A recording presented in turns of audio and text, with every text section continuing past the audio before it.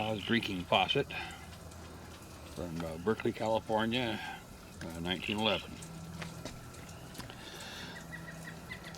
And normally this is the drain line here, and this is the intake water line. It's plugged on the bottom there, and I hooked a hose up to here to charge it.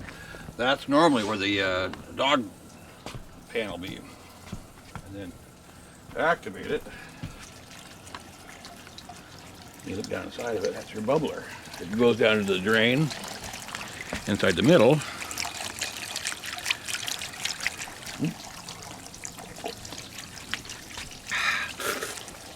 Rocky's gonna get a drink. You gotta like this. Then you want it about 4 to 6 inches on the bubbler where the water goes straight up and falls down itself, so it makes a nice solid stream to drink out of. Self-centering valve. It's all original. Like I say, this will stay on. This will be for a dog dish. As the water comes up, it's plugged in the bottom there. That's why the hose is hooked up, so it charges the system. Comes up through here, 90 degrees up to the center, and out the top.